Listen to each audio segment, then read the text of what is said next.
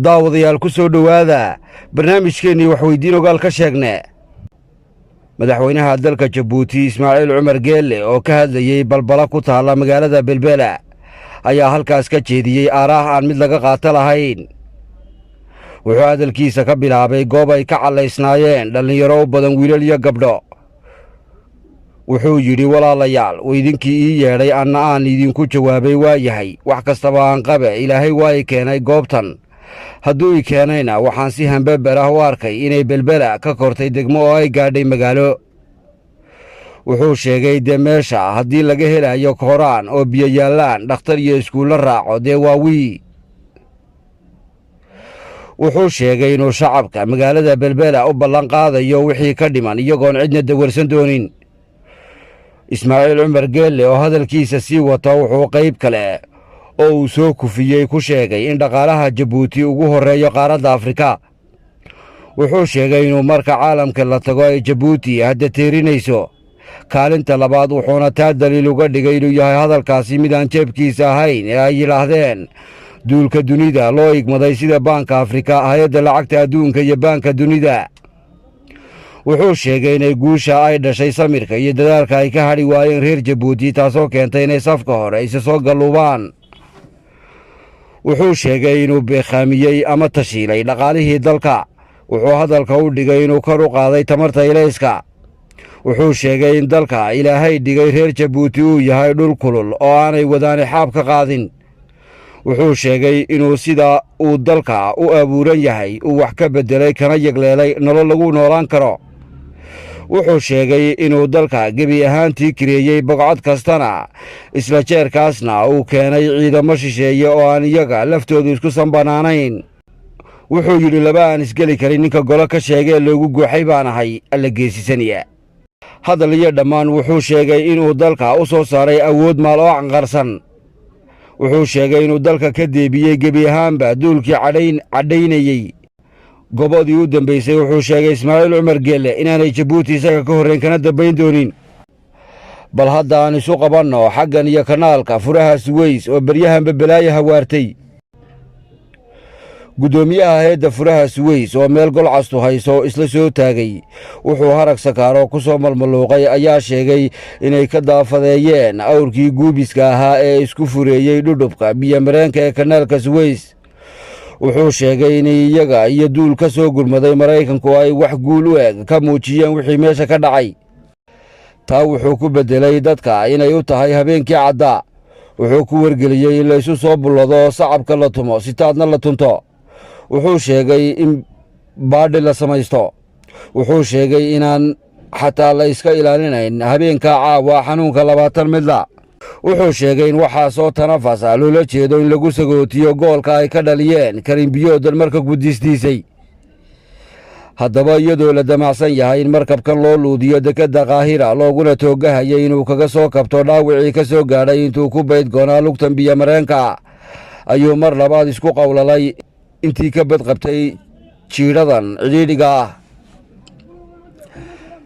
taasi waxay soo celisay inay mar labaad dhacdo wiirtowgii iyo dhiiladii maratuurka ahayd. sida la biniixiyey 3 shirkadood oo ku shuraakoobay markabkan cagaar beelle iyo dowladda masar ayaa fooda istaray kadib markii ay qaahira ku doodo inay khasaarihii dhacay u haysan doonto markabkan. sidoo kale shirkadaha ayaa iyaguna ku dooday shilkan ahaa kama ee aanu ahayn mid markabkoodu sababay, isla jeerkaasna ay keeneen dabaylaha laxaad kale ee ka imanaya lamadegaha Siinaay kuna soo dhacaya marinbiyoodka iyo wilgooyinkiisa. markay arrintani halkaa heetinayso waxaa hawsha la wareegtay hay-adda caalamiga ee badaha carre edeg oo u sheegtay masaarida inay iyadu daw u leedahay ka garniqidda sida wax u dhaceen, islamarkaana aanay u oolin labadan dhinac. xaalka markabkani wuxuu dhex guurayaa 4 qolo oo kale ah hay-adda caymiska gurgurshaagan, duulka maraakiibta iyo badaha dunida, dowladda masar iyo 3 shirkadood ee guulay markabkan oo afka qalaad lagu dhaho evergreen. ugu dambeyn waxaa go'aanka u dambeeya laga dhowraya hay-adda badaha dunida oo yeedhin doonta in dabeecaddu khaladka lahayd iyo in markabku khaladka lahaa. waxaa xusid mudan in markabkani siduu isugu geeyey kanaalka suweys si la mid ah uu dowga jidka magaalada sheekh ee somalilan isna isku sakalay dhowaan gaadhi xamuul ah, iyadoo muddaba sidaa markabkan lala baaxaadegayay tiyo wiishash looga doonay magaalada berbera xilli labada dhan ay tubnaayeen gaadiidkiisaga kala gooshayey bari iyo galbeed. dhinaca kale weli waxaynu ku jirnaa dalka masar ee toodhadii iyo tookhii biyo xidheenka etoobiya iyo webiga niil ayaa soo labakacleeyey, waxaana qaahira ay jeedisay gobadii u dambaysay. madaxweynaha dalka masar cabdifataax xasiisi oo ka hadlay biyo xidheenka etoobiya ayaa yidhi hanjabaad ka dhana biyaheennu waxa ay burburin doonaan gobolka. halkan cidna ugu hanjabi maayo, laakiin waxaan mar kale ku celinayaa cidna ma qaadan karto dhibic biyo ah oo masar leedahay. haddii ay taasi dhacdo waxaa gobolka ku imanaysa xasilooni darro aan macquul ahayn. cid kasta oo taabata biyaha masaarida waxay arki doonaan falcelinteeda. mar kale cidna uma hanjabayo, laakiin biyaheennu waa khadcas. ma jirto cid qaadan karta dhibic biyo ah oo ay masar leedahay, ayuu ku celiyay cabdifataax xasiisi oo ka hadlayay magaalada qaahira.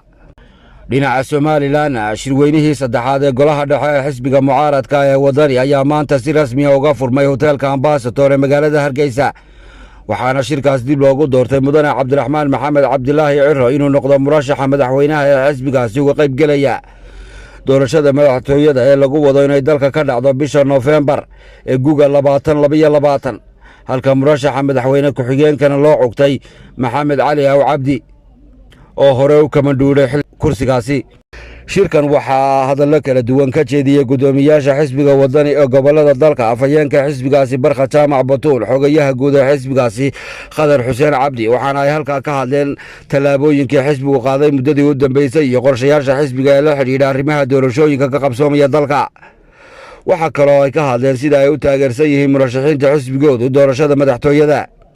guddoomiyaha xisbiga waddani cabdiraxmaan maxamed cabdilaahi ciro oo ka hadlayay shirkaasi ayaa si qoto dheer uga warramay marxaladihii uu xisbigaasi soo maray, waxaanu ku tilmaamay tudhaale badan oo uu sameeyey dalka, islamarkaana waxaanu xukuumadda ku dhaliilay inay ka gaabisay ilaalinta wadajirka ummadda reer somalilan. cabdiraxmaan ciro waxa uu xaqiijiyey in xisbiga waddani ay mudnaan weysiiyeen sidii loo kobcin lahaa waxbarashada heerarkeeda kala duwan iyo dhaqangelinta siyaasadda qaranka ee sugidda cuntada. guddoomiye ciro waxaa kale uu caddeeyey inay ballan qaadeen inay ciidamada dalka u kordhin doonaan mushaharka 250% haddii ay ku guulaystaan doorashada madaxtinimada ee soo socota. waxaa kaloo uu xukuumadda iyo xisbiyada komishanka doorashooyinka ku bogaadiyey inay markii koowaad ka wada heshiiyeen in labada doorasho ee isku sidkan laga qabto dalka. cabdiraxmaan ciro oo ku faraxsan dibu doorashada xisbigu u cugtay inuu noqdo guddoomiyaha xisbiga, waxa uu shacbiga somalilan u soo jeediyey inay qaataan talooyinka caafimaad ee ka soo baxaya wasaaradda caafimaadka jamhuuriyadda somalilan, islamarkaana la qaato talaalka xanuunka 20 midla. cabdiraxmaan ciro waxa uu dadweynaha u soo jeediyey inay ilaaliyaan wadajirka iyo midnimada somalilan. shirkan waxaa xisbiga waddani mar kale u doorteen cabdiraxmaan ciro inuu noqdo murashaxa madaxweynaha, waxaana u codeeyey 312 ergey. waxaa diiday hal qof, cid ka aamustayna ma jirin. gebi ahaanba ma jirin cid la tartantay cabdiraxmaan ciro iyo ku-xigeenkiisa, lamana oga meeluu jaan iyo cirib dhigay siyaasi cabdilaahi daamur oo dhowr caana maal ka hor sheegay inuu iska hormadoobeyn doono cabdiraxmaan ciro kursigana kalarka qabsan doono. wasaaradda waxbarashada iyo sayniska ee somalilan ayaa iyaduna shaaca ka qaaday inay dugsiyada waxbarashada dalka u fasax yihiin laga bilaabo abriil 13 guga 2022 ilaa julay 3 2022, waxaana sidan lagu sheegay war qoraal ah oo ka soo baxay xafiiska wasiirka wasaaradda waxbarashada iyo sayniska somalilan axmed maxamed diiriye toorno. ugu dambayntiina daawadee dadka reer banaadir ayaa sheegay inay soomaalida wixii midowga u keenay ahaayeen reer waqooyi oo la midoobay koonfurta. waxay intaa ku dareen inaanay cid kale oo soomaali ahi midoobin, balse jamhuuriyadda somalilan ay taasi keentay, loona baahan yahay in la aqoonsado isla jeerkaasna dadka reer banaadir ay taageero u hayaan madax bannaanida gobollada waqooyi.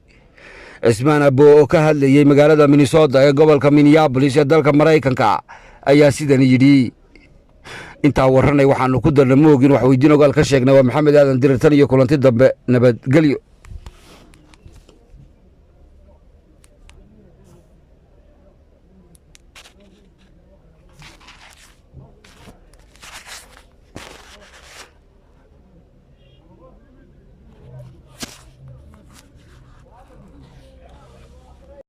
adigoon socdaal gelin safar iyo dhib badan mudan, sarifkii wanaagsan ee sumcadiisu wacan tahay, saacaddii aad doontaba sarifkiisu furan yahay, sirsir iyo doolar shilin iyo suuqyada isdhaafsiga beddelkiiyo sirtiisiyo sahal kuu fudaysaba dhanka kalena saaxiib sixir bixinta lacagtana qiimo sare ku maamula Jibriil Money Exchange.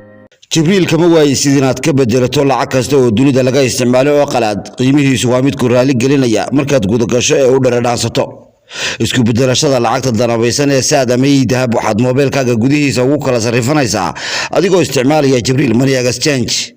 aan ku tilmaamay waxaad taabanaysaa adoon isku hawlin haddaad doonayso inaad bedelato adeegga saad dollar xidig 377 xidig 30 koob iyo afartan xidig qadarka lacageed iyo afargees. weli waa saad haddaad shilin rabto inaad u gedido dollar fadlan taabo 277 xidig 277 xidig 30 koob iyo afartan xidig qadarka lacageed iyo afargees. dahab waxaad taabanaysaa dollarka xidig 109 xidig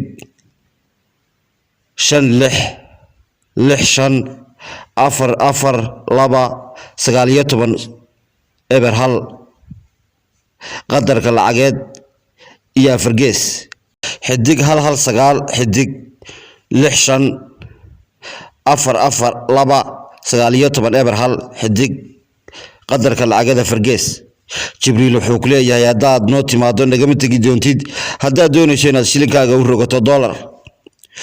soo dhaweyn kaliya laabaha qiimaha oo macquul ah shaqo wanaag hufan caawinta waxaad uga baahato iyo dhiirigelinba waa kula diyaar Jibriil Money Exchange.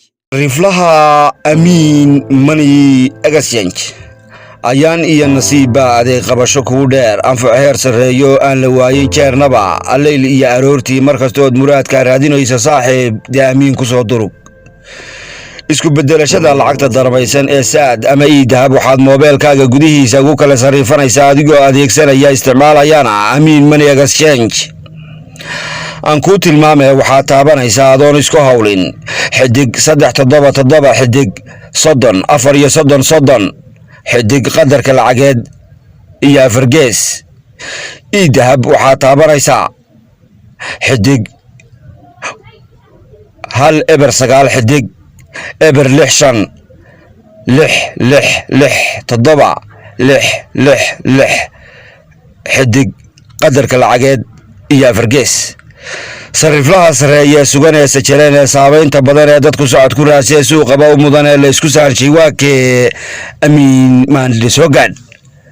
wixii kale faahfaahin fadlan kala xiriir lambarada koorta ee hortaada ka muuqda. sidii meel naq laga helay oo hayaanku isqoortay oo jidhiiba xooluhu doogii afka saareen Amiin baa la midee gedigaaga balkeen oo sarifkiisa tijaabi. Amiin Money Exchange.